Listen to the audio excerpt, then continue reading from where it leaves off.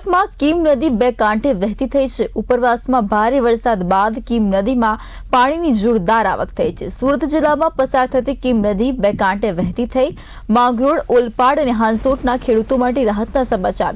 ખેડૂતોની જીવાદોરી સમાન કીમ નદી ફરી જીવંત બની તો પાણીની આવકથી સિંચાઈની આશા વધતા ખેડૂતોમાં ખુશીનો માહોલ જોવા મળ્યો। નદીમાં સતત પાણી વધતા તંત્રની સ્થિતિ પર નજર રાખવામાં આવી રહી છે।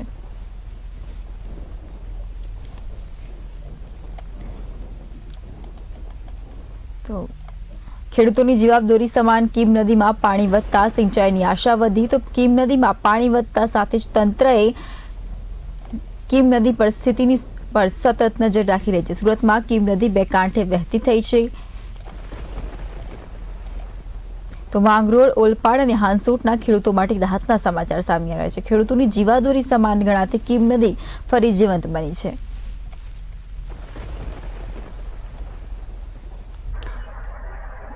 તો આજ મુદ્દે વધુ માહિતી માટે અમારા સંવાદદાતા કૃષ્ણા સોની અમારી સાથે જોડાઈ ચૂક્યા છે। કૃષ્ણા, જણાવશો સમગ્ર પરિસ્થિતિ શું છે અને હાલ વરસાદે પણ વિરામ લીધો છે સુરતમાં? નીતવાની ચોક્કસથી વાત કરીએ તો ગઈકાલે મોડી રાત્રેથી જે છે 12 વાગ્યાથી વરસાદ જે રફતાર પકડી હતી સતત 12 કલાકમાં કડોદરા એટલે કે સુરત જિલ્લાની અંદર સમગ્ર વિસ્તારમાં પાણી કરી દીધું હતું। અત્યારે તો જે હાલ કહી શકાય તો આજ રોજ વહેલી સવારથી જે છે વરસાદે વિરામ લીધો છે, પરંતુ સીધા દ્રશ્યો જોઈ શકાય છે જે પ્રમાણે આપણે કડોદરાથી સુરત જવાનો જે મુખ્ય માર્ગ છે ત્યાં હરિપુરા પાટિયા જે આવ્યું છે તો હરિપુરા પાટિયા પર આપણે મોજૂદ છીએ કે તંત્ર દ્વારા જે છે તેની ઉપર કામગીરી કરવામાં આવે। જોઈ શકાય છે કે આ જે પાણી જે છે ચોક્કસપણે તમને સીધા દ્રશ્યો બતાવવાના પ્રયત્ન કરશું। અહીંયાથી લઈને સુરત જવાનો જે મુખ્ય માર્ગ છે કાલે જે પાણીમાં ગરકાવ થયો હતો બાજુમાં આવેલો ખેતરાળી વિસ્તાર છે, ખેતરાળી વિસ્તારની અંદરથી જે પ્રમાણે પાણીની આવક થઈ હતી મોટા પાયે પાણી ભરાયું હતું। અત્યાર સુધી હાલ તો નિકાલ થયો નથી, પરંતુ કહી શકાય કે જે ગટરની કુંડી હતી તે ગટરની કુંડીને જે છે તે ખોલી દેવામાં આવ્યું છે અને ગટરની કુંડી ખોલી દેવા બાદ પાણીનો જે છે તે ધીમે ધીમે નિકાલ થઈ રહ્યો છે। તો બીજી તરફ જે પ્રમાણે તમે પાણી જોઈ શકો તો ઇન્ડસ્ટ્રીયલ વિસ્તાર છે તેમાં શાળાઓ છે તે લોકોને રજા આપી દેવામાં આવી છે, કારણ કે ભરપૂર પાણીની આવક થવાના કારણે ઉપરવાસમાં જે ભારે વરસાદ થયો હતો તેને લઈને સુરત જિલ્લા જે છે તે જળબંબાકારની સ્થિતિ સર્જી હતી। અહીંયાના એક વ્યક્તિ આપણી સાથે છે, એમની સાથે સીધો વાત કરવાનો પ્રયત્ન કરીશું। શેમાં કામ કરે છે અને કઈ રીતની આ પરિસ્થિતિ છે? આપનું નામ? ગોવિંદાભાઈ, શેમાં કામ કરો છો? માર્કેટમાં। અત્યારે હાલ સારોલીમાં જે પ્રમાણે પરિસ્થિતિ છે કડોદરામાં બી એ જ પરિસ્થિતિ છે, શું છે કામ ધંધો? અત્યારે તમે કામ પર જતા હતા, કેટલું પાણી છે? વધારે પાણી છે, હમણાં બી પાણી છે। જે પ્રમાણે વાત કરી કે આ કડોદરા વિસ્તાર જે છે ત્યાં સમગ્ર પાણી જે થયું હતું, હાલ તો જે છે કહી શકાય કે હરિપુરા પાટિયા પાસે જે છે તે ઘૂંટણસમાં પાણી છે, પરંતુ ક્યાંક ને ક્યાંક આ પાણીને નિકાલ માટે તંત્ર પણ જે છે કડોદરા નગરપાલિકા જે છે તે પણ બહાર આવ્યું તેવું પણ સામે આવ્યું છે। હવે જે પાણીનો નિકાલ થવા માંડ્યો છે ધીરે ધીરે, ગઈકાલ સુધી સુરતની પરિસ્થિતિ આપણે જોતા તો સમગ્ર સુરતના કેટલાક વિસ્તારો તો પાણીમાં ગરકાવ થઈ ચૂક્યા હતા, પરંતુ હવે જે વરસાદી પાણીનો નિકાલ ધીરે ધીરે થવા માંડ્યો છે તેને લઈને લોકોમાં શું જોવા મળી રહ્યું છે?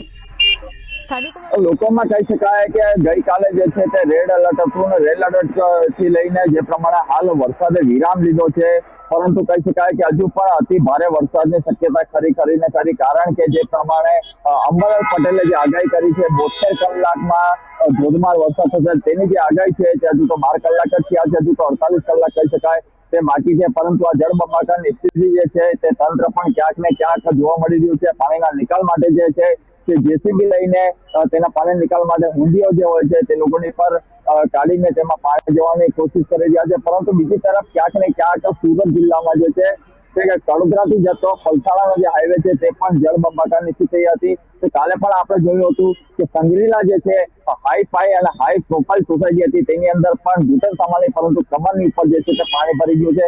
અત્યારે તો સ્થાનિકોને જે છે કહી શકાય પ્રજા જે છે તે લોકોને સ્થાનિક રાહદારી છે તે લોકોને ક્યાંક ને ક્યાંક અત્યારે તો મુશ્કેલી વેઠી રહી છે, પરંતુ વરસાદ એટલો વરસી રહ્યો છે જેના કારણે કામ કરનાર જે લોકો છે તે લોકોને મોટા પાયે જે છે તે ક્યાંક ને ક્યાંક મુશ્કેલી પડી તેવું પણ લાગી રહ્યું છે। કેટલીક મિલો જે છે તે રજા આપી દેવામાં આવી છે, ઘરોમાં જે છે તે પાણી